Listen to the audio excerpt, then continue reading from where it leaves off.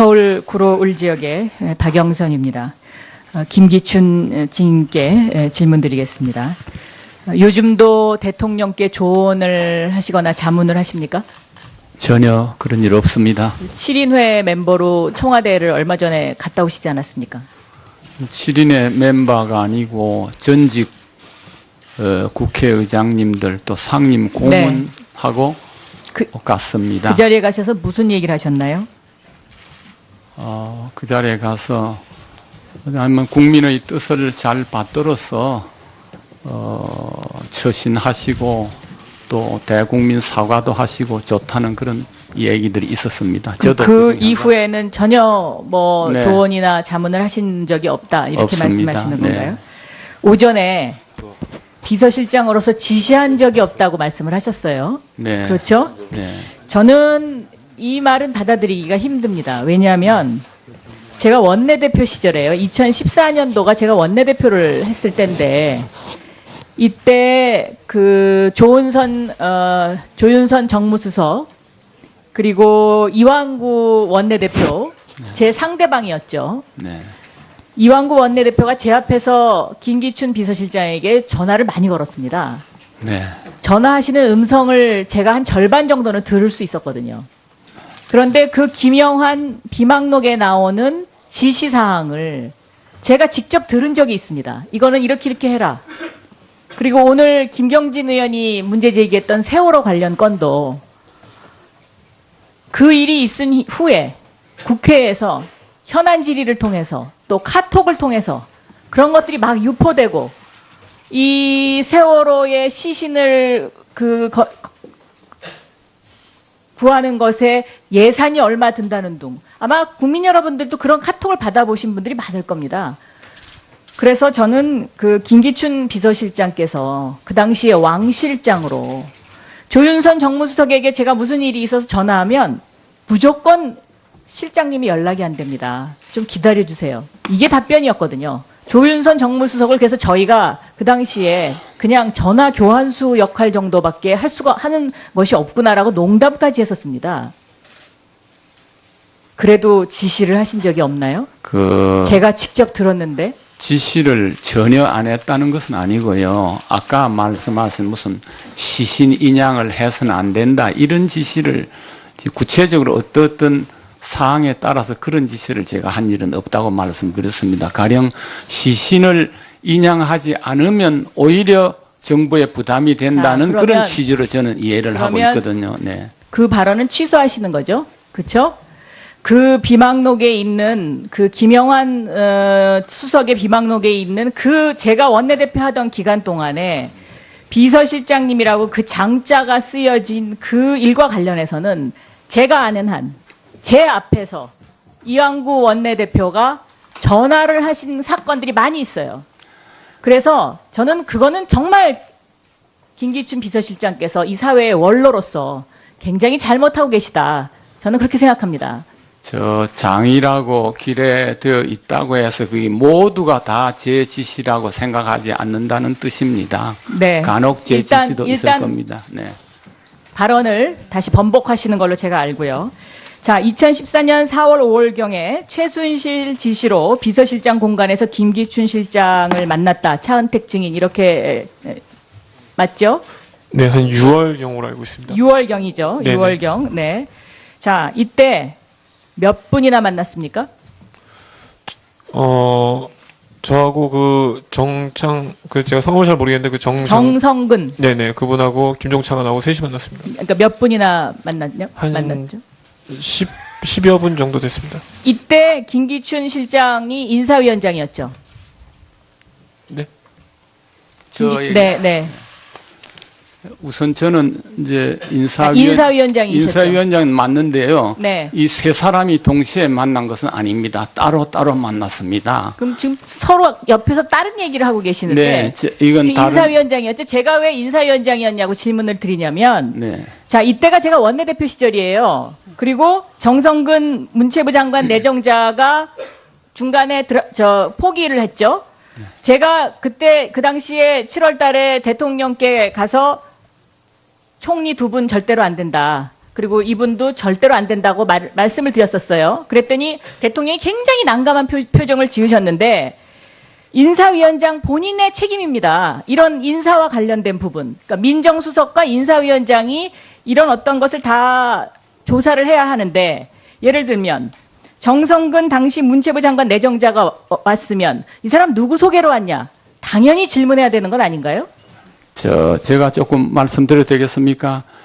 저는 정성근 후보도 대통령께서 정성근을 만나버려서 단독으로 만났습니다. 그래가지고 그 얘기를 듣고 그러면 그걸 보고를 했습니다. 대통령께서 만나라 그러면 무조건 다 그 사람 장관 되는 겁니까? 그거 아니지 않습니까? 그렇지 않습니다. 그렇지 않습니까? 그거는 우선 그래야 장관을 만들기 전에 임관을 시키기 전에 비서실장으로 하여금 면담을 시키는 경우가 많이 있습니다. 많은 차관과 장관 후보들을 면담해서 그중 하나가 정성근 씨였고 그 뒤에 여러 가지 검증 과정에서 탈락이 됐습니다. 자, 차은택 증인.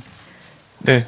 그때 김기춘 실장께서 누구 네. 소개로 왔냐 이런 질문 안 하셨나요?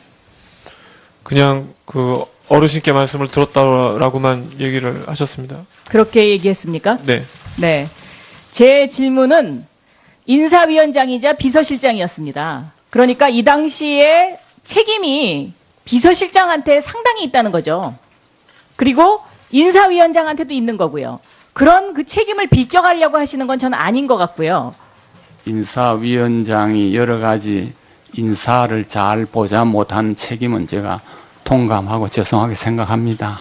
네. 대통령을 보좌하는 보좌진들은 대통령에게 아니면 아니라는 말을 끝까지 할 수 있는 사람도 필요한 것입니다. 그런데 김기춘 실장처럼 문고리 3인방에게 전화해서 대통령 지금 상황이 어떠시냐, 내가 올라가도 되겠냐 안 되겠냐 이렇게 물어보고 모든 일을 진행했기 때문에 세월호의 7시간이 저는 만들어졌다고 생각합니다. 제 말 틀립니까? 문고리 3인방에게 제가 물어보고 일을 처리하지 않았습니다. 네.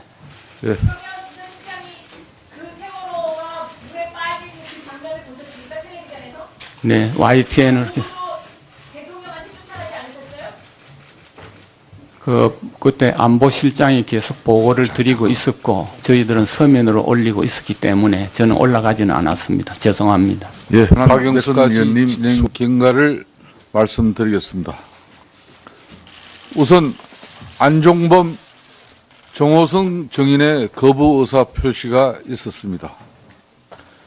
이들의 출석 거부에 대해서는 국회에서의 정언, 감정 등에 관한 법률 제13조에 의거 국회 모욕죄를 적용하고 이와 별개로 정인들이 청문회장에 나오는 그 순간까지 출석을 요구하도록 할 것입니다. 동행명령장이 발부된 정인 중 장시호 정인은 출석 의사를 밝혔고 지금 청문회장으로 오고 있는 것으로 보고를 받았습니다. 동행명령 집행을 위해 최선을 다해 주신 국회 입법조사관과 경위 직원 여러분들의 노고에 위원장으로서 진심으로 감사를 드립니다. 그리고 위원들의 신문 조사에 있어서 특히 김종 정인 같은 경우는 답변하실 때 이렇게 고개를 들고 답변을 해 주시기 바라겠습니다.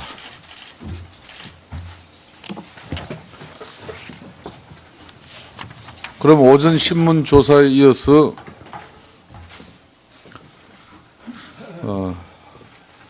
새누리당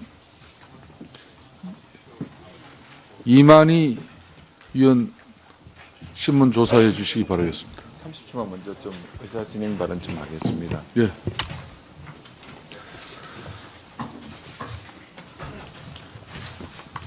조금만 끊었다가. 자, 지난 청와대 기관 보고에서 세월호 7시간의 진실을 둘러싸고 본 위원이 경호 차장에게 당일 대통령님의 관저에 출입한 내부인이든 외부인이든 그것이 남자든 여자든 출입한 사실이 있느냐에 대한 질의가 있었을 때 경호 차장이 신모 대위가 가글을 갖다 준 것 외에는 없었다는 증언을 했었습니다. 언론의 보도를 통해서 그 증언이 진실이 아닌 것으로 이렇게 밝혀지고 있습니다. 참으로 유감스럽고 탄핵을 앞두고 있는 이 시점에서 무엇을 더 숨기고 무엇을 더 가려야 될 것이 있었던지는 정말 이해하기 어렵습니다. 본 의원도 진심으로 안타깝고 유감스럽게 시작하면서 질의를 시작하겠습니다. 시간을 좀 해주십시오. 네. 이거 한번 봐주시죠. 앞에 증인들. 우리가 이번에 우리 이 문제가 됐던 미르재단 또 K스포츠 재단이 결국은 크게는 문화와 체육 두 군데로 이렇게 나눠져 있습니다. 그 취지에 맞게 재단도 미르재단, K스포츠 재단으로 구성이 되어 있습니다. 본 의원이 지금까지 국정조사에서 보면은 문화계 분야는 차은택 증인, 스포츠 분야는 고영태 증인이 주도적인 역할을 하고 있습니다. 거기에 플레이그라운드라든지 더 블루케이라든지 그런 사적인 기업을 만들어서 문화융성과 체육의 진흥을 위한 국가사업에서 본인들의 사익을 채워나가고 있는 상황이고요. 그 과정에서 그런 측근들의 전횡을, 농단을 막아야 될 청와대 민정수석실은 오히려 이들을 비호하는 역할을 해왔던 것이 저는 이 사건의 가장 큰 문제고, 이 사건이 이렇게까지 불거진 데 대해서, 진행된 데 대해서 정말 참담함을 금할 수 없습니다. 차은택 증인. 네. 14년 4월 네. 고영태 증인의 소개로 최순실을 만나고 14년도 8월에 문화융성위원이 됩니다. 맞습니까? 네, 맞습니다. 그 이후에 한번 봐주시죠. 문체부 장관 전 김종덕, 전 청와대 교문수석 김상률, 전 콘텐츠진흥원장 송성각, 미르재단의 사무총장 이승환, 김성현 모두 본인하고 너무나 잘 아는 사람이죠. 네, 맞습니다. 본인이 최순실을 통해서 장관, 교문수석, 콘텐츠원장 등등의 공직에 추천을 했습니까? 네, 맞습니다. 어떻게 이런 일이 있을 수 있습니까? 오전 질의에서 플레이그라운드는 본인과 상관없는 회사고 최순실 회사라고 진술했죠. 네, 맞습니다. 거기에 대표 있는 대표로 있는 김홍탁이는 누굽니까? 정인의 고등학교 동창 아닙니까? 아닙니다. 그럼 누굽니까? 그냥 일하면서 알게 된 지인입니다. 그러면 같은 업계에 있었던 사람이라고 이해해도 되겠습니까? 네, 맞습니다. 한 가지 물어보겠습니다. 네. 고영태 증인과 최순실의 관계는 어떤 사이였다고 생각합니까? 굉장히 가까운 관계라고 저는 알고 있었습니다. 굉장히 가까운 관계는 남녀 관계로 이해해도 되겠습니까? 그건 제가 잘 모르겠습니다. 거기까지는 잘 모르겠습니다. 고영태 증인 대답해 보시죠. 네, 절대 그런 관계 아니었습니다. 차은택과 최순실 씨의 관계는 어떤 관계였다고 보고 계십니까? 제가 마지막으로 소개시켜주고, 그냥 일하는 관계로 저는 알고, 그 뒤로는 본 적이 없습니다. 차은택 씨를. 과거에 우리 고영태 증인 펜싱 선수였다고 들었는데 맞습니까? 네, 맞습니다. 이름이 고민우도 있습니까? 가명으로? 고민은 쓰지 않습니다.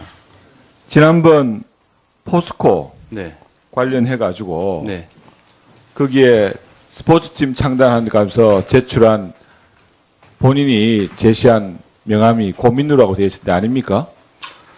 잘 기억이 안 납니다. 그때 어떻게, 뭘로 썼는지 모르겠습니다. 분명히 진실만을 말씀해 주실 네네네. 것을 부탁드리고요. 네. 저는 왜 포스코 체육단이 펜싱팀을 창설하기로 했는지, 또 왜 그랜드 코리아 레즈가 하필이면 장애인 펜싱팀을 만들게 됐는지에 대해서 왜 수많은 스포츠 분야 중에서 펜싱 팀일까를 궁금하게 생각했었습니다. 고영태 정인이 펜싱 국가대표였다면서요. 네, 그렇습니다. 많은 부분에서 저는 그런 부분에서 이해가 됐습니다. 고영태 정인한테 한번 묻겠습니다.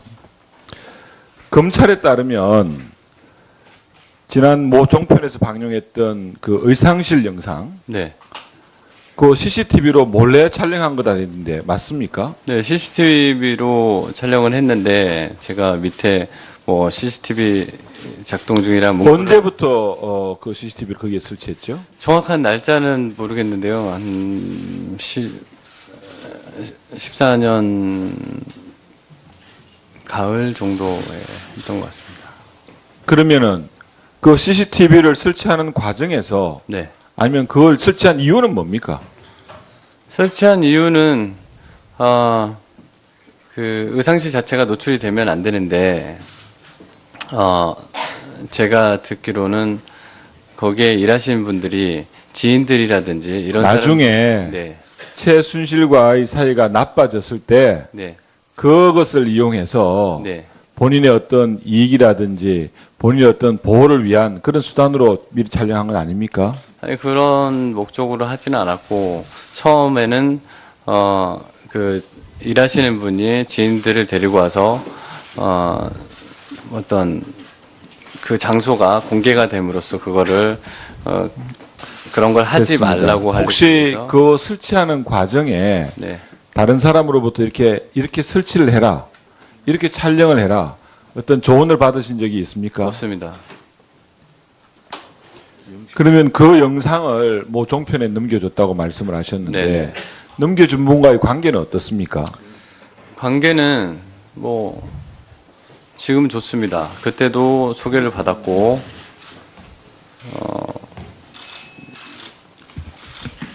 관계는 그냥 좋은 관계로 지내고 있습니다. 예, 그렇게 하겠습니다. 예. 예. 자, 아까 다음에 질의를 할 때 시간을 더 할애하도록 하겠습니다. 자, 우리 이만희 의원님 신문조사 수고하셨습니다. 다음은 더불어민주당 박영선 의원님 신문조사 해 주십시오. 구하는 것에 예산이 얼마 든다는 둥. 아마 국민 여러분들도 그런 카톡을 받아보신 분들이 많을 겁니다. 그래서 저는 그 김기춘 비서실장께서 그 당시에 왕 실장으로 조윤선 정무수석에게 제가 무슨 일이 있어서 전화하면 무조건 실장님이 연락이 안 됩니다. 좀 기다려주세요. 이게 답변이었거든요. 조윤선 정무수석을 그래서 저희가 그 당시에 그냥 전화 교환수 역할 정도밖에 하는 것이 없구나라고 농담까지 했었습니다. 그래도 지시를 하신 적이 없나요? 제가 직접 들었는데. 지시를 전혀 안 했다는 것은 아니고요. 아까 말씀하신 무슨 시신 인양을 해서는 안 된다 이런 지시를 구체적으로 어떤 사항에 따라서 그런 지시를 제가 한 일은 없다고 말씀드렸습니다. 가령 시신을 인양하지 않으면 안에서 김기춘 실장을 만났다. 차은택 증인 이렇게 맞죠? 네, 한 6월경으로 알고 있습니다. 6월경이죠. 네네. 6월경. 네. 자, 이때 몇 분이나 만났습니까? 저하고 그 제가 성함을 잘 모르겠는데 정성근. 네네, 그분하고 김종창하고 셋이 만났습니다. 그러니까 몇 분이나 만났죠? 한 만났죠? 10여 분 정도 됐습니다. 이때 김기춘 실장이 인사위원장이었죠. 네. 네. 우선 저는 이제 인사위원장이셨죠. 인사위원장은 맞는데요. 네. 이 세 사람이 동시에 만난 것은 아닙니다. 따로 만났습니다. 그럼 지금 서로 옆에서 다른 얘기를 하고 계시는데. 네, 이건 지금 다른. 인사위원장이었죠. 제가 왜 인사위원장이었냐고 질문을 드리냐면, 네. 자, 이때가 제가 원내대표 시절이에요. 그리고 정성근 문체부 장관. 오히려 정부에 부담이 된다는 자, 그러면- 그런 취지로 저는 이해를 하고 그러면- 있거든요. 네. 그 발언은 취소하시는 거죠. 그렇죠?